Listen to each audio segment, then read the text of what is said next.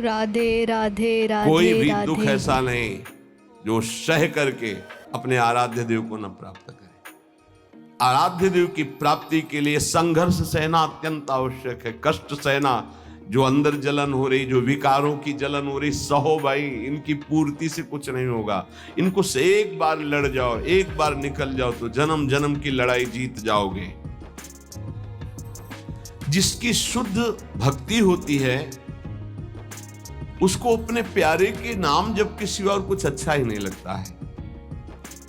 बस उसकी लीला कोई सुना दे, उसके गुणों की चर्चा करा दे, उसकी रूप माधुरी का चिंतन करे। तो मेरे प्रभु का स्वभाव है कि जो प्रभु को जपते हैं प्रभु उनको जपते हैं। ये बात समझ लो। आप प्रभु की लीला कथा सुन रहे हैं, प्रभु आपकी को देखकर इस भाव से, जब हमारा हृदय पवित्र होता है तभी हम भगवान को भाव से बच पाते हैं। अभी भाव नहीं, अभी तो भाव की केवल बातें सुना के बातें करते हैं, भाव नहीं जागृत हुआ। भाव जागृत होने पर इन तीन पर आपका महत्व तो नहीं रह जाएगा। स्वजन संबंधियों पर, अर्थ के द्वारा प्राप्त होने वाले भोगों पर और इष्ट देव से बिलक साधनाओं पर, इन पर आपका राग नहीं रह जाएगा। ये पहचान है भाव की। आराध्य देव पर ही केवल, जैसे गोस्वामी जी कहते, बने तो रघुबर ते बने, बिगड़े तो भरपूर, तुलसी औरन ते बने, ताबनिबे पे धूत। जब तक नाशवान पदार्थों में महत्व रहेगा, ये जो श्लोक है कि जिस प्रकार से भक्त मेरी शरण में आता है, मेरा भजन करता, मैं वैसे ही उसका भजन करता हूं। नाशवान पदार्थों का महत्व देने से हमारा मन अपवित्र हो जाता है। नाशवान पदार्थों के भोगने से हमारी इंद्रियां और तन अपवित्र हो जाता है, हमारे कर्म अपवित्र हो जाते हैं, तो जन्म निश्चित हो गया अगला। और जब हम भगवान की शरण में आते हैं, भगवत नाम जप करते हैं, भगवत शरणागत होते हैं, भगवत भक्तों का संग करते हैं, तो सारी मलिनता नष्ट हो जाती है। तन की, मन की, स्वभाव की, सब मलिनता नष्ट हो जाती है। इस बात को समझिए।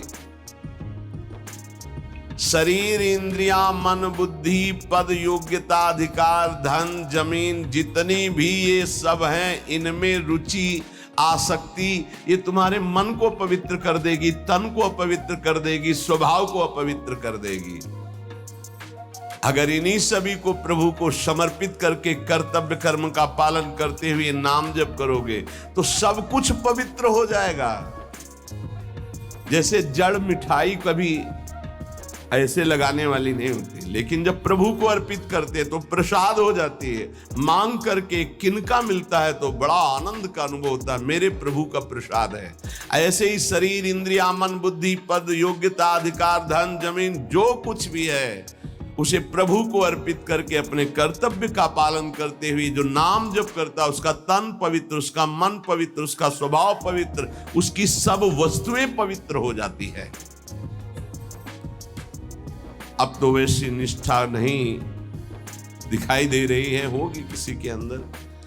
पहले महापुरुषों में देखा, जैसे श्री चतुर्भुजदास जी महाराज, जो सेवक जी के मित्र थे, अगर जिस गांव में गए वहां अगर वैष्णव नहीं है, कंठी तिलकधारी, तो उस गांव के कुएं का पानी भी नहीं पिएंगे, ऐसी निष्ठा रखते थे। यहां एक भी वैष्णव नगर में नहीं थे। नगर क्या है, ये भूतों का डेरा है। फिर जहां भगवान का भक्त नहीं, भगवान का भजन नहीं, नाम कीर्तन नहीं, उस नगर का पानी नहीं पीते थे। ये उनके चरित्र में आया है। बहुत पवित्रता का निर्वाह महापुरुष जन भजन के लिए करते थे। गले में कंठी नहीं, मस्तक पे तिलक नहीं, तो हाथ से पानी पीने की रुचि नहीं है। ऐसी निष्ठा में ही तो सब। इसी निष्ठा का प्रभाव दैवी शक्ति को भी परास्त कर दिया। एक दिन एक नगर से निकल रहे थे तो देखा एक आदमी चिल्ला रहा था, रो रहा था, उसके हाथ पीछे बंधे हुए थे और बड़ा ढोल नगाड़ा बज रहा था, उसको घसीटते हुए ले जा रहे थे। चतुर्भुज दास जी मंडली के सहित मुरली मनोहर अपने ठाकुर को लेकर मुरलीधर को वो विचरण करते थे, तो उन्होंने लोगों से पूछा, ये आदमी इतना त्राहिमाम बोल रहा है, इसका कोई साथ क्यों नहीं दे रहा है, इसको क्या? तो बोले ये देवी के बलि चढ़ाने के लिए ले जाया है। देवी की बलि? कहाँ है मंदिर? गांव के बाहर है।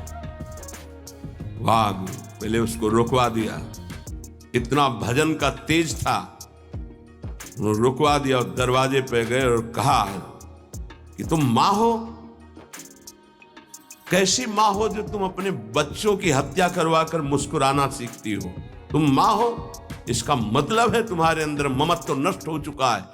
चाहे कोई भी सृष्टि का जीव हो, वो तुम्हारा बेटा होता है। कुपुत्रो जायते क्वचित् कुमाता न भवति। ये कैसा न्याय आपका कि आपके सामने आपके बेटे को बंदी बनाकर बलि दिया जा रहा हो, आप प्रसन्न मुद्रा में हो। वहां के पुजारी ने कहा, आप अंदर नहीं घुस सकते। बोले ये अंदर नहीं रह सकते। अब ठाकुर जी को साथ लेके तो देवी जी बाहर निकल आए, ठाकुर जी को सिंहासन पे विराजमान किया। उनके भागवतिक वैष्णव तेज भजन के प्रताप से लिखा हुआ है भक्तमाल जी में भी, जहां भी उनका चरित्र चतुर्भुज दास जी का, ऐसे हरिव्यास देवाचार्य जी। तो देवी जी ने कहा, क्या आदेश है हमारे लिए? देवी जी ने कहा, तो उनका पहले यहां के राजा को बोलो कि आज के बाद अगर यहां बलि चढ़ी तो सर्वनाश तुम ही करोगी। बोलो जाके यही। राजा को जाकर के देवी जी ने भय दिखाया और कहा, अगर आज के बाद किसी भी जीव की हमारे ऊपर बलि चढ़ाई गई तो अब हम वैष्णवी हो गई है आज के बाद। हाँ, अगर बलि चढ़ानी तो नारियल नींबू आदि, ये नहीं, जीवों की बलि नहीं।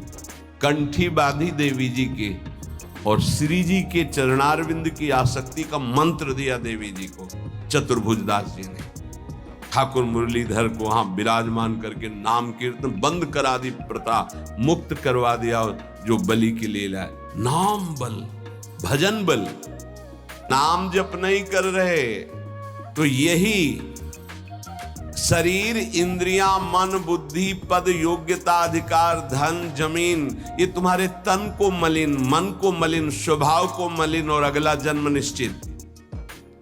जैसे कोई कहता है हम तो पिछले जन्म को मानते नहीं, अगले जन्म को मानते ही नहीं, तो तुम्हारे मानने न मानने से सृष्टि चल रही क्या? कि तुम मानोगे तो सृष्टि चलेगी, नहीं तो बंद हो जाए। हम मानते नहीं सूर्योदय होता है तो सूर्योदय बंद हो जाएगा क्या तुम्हारे मानने ना मानने से? क्या ईश्वर का संविधान और शासन आंख मूंदने से टल जाएगा क्या? तुम्हारे ऐसा कहने से टल जाएगा क्या? अगर नहीं मानते हो तो है कोई परम शक्तिशाली जो बर्बस जीव को उसके कर्म को भुगवा रहा है कोई कर्म का प्रबल फल देने वाला महान ईश्वर जो सुख और दुख के चक्र में पूरी सृष्टि को फंसाए हुए है। उसी से मुक्त होने के लिए वही है एकमात्र जिसका आश्रय ले लो।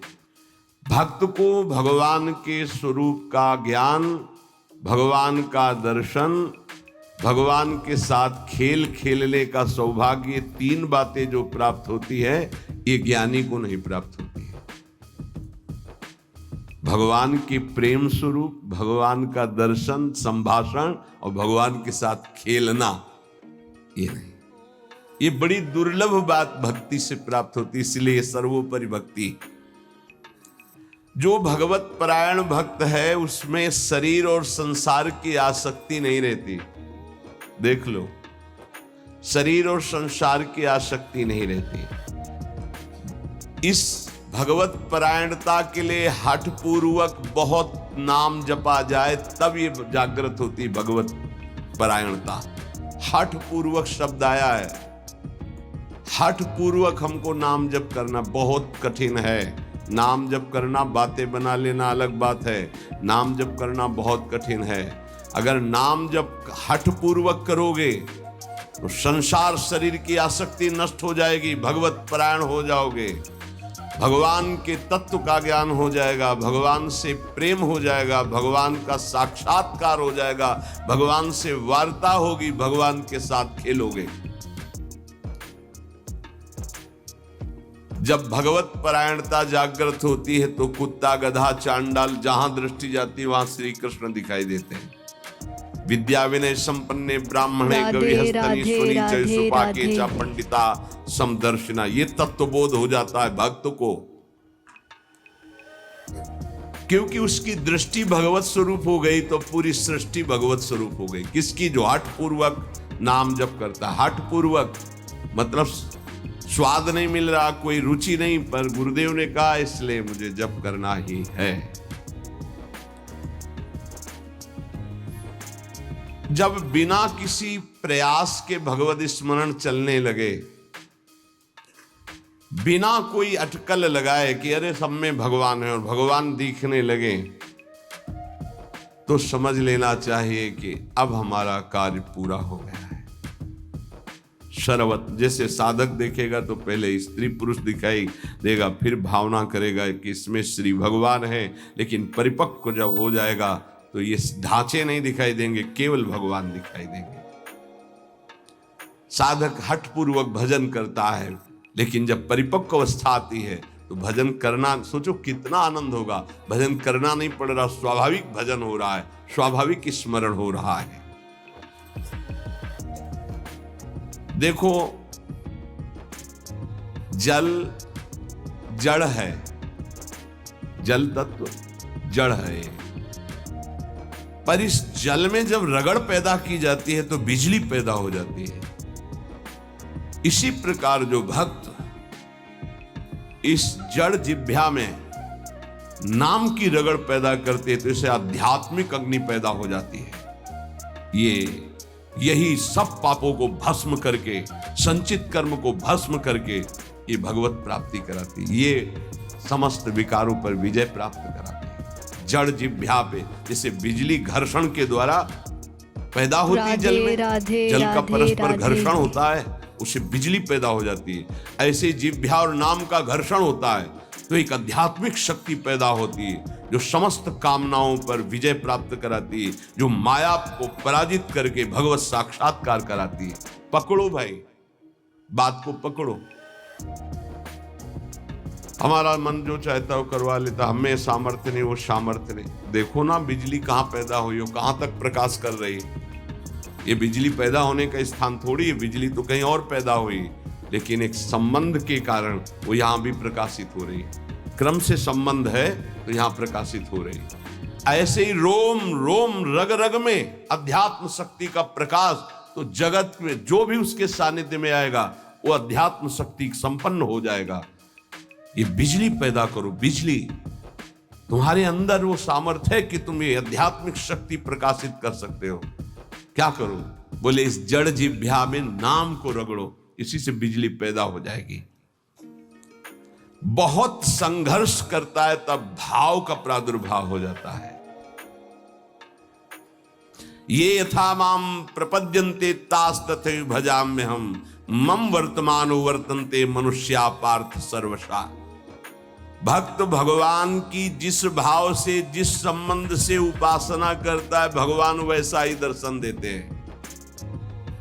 जब जहां जैसा भक्तों ने भाव किया, भगवान वैसी ही लीला की। ऐश्वर्य भाव रखोगे तो ऐश्वर्य दिखाई देंगे, माधुर्य भाव रखोगे तो माधुर्य दिखाई देंगे। भगवान उसी प्रकार से भक्त के अनुभव में आते हैं जो जैसा भगवान के प्रति भाव रखता है। कोई भक्त भगवान को अपना गुरु मानता है तो भगवान श्रेष्ठ गुरु रूप में आ जाते हैं।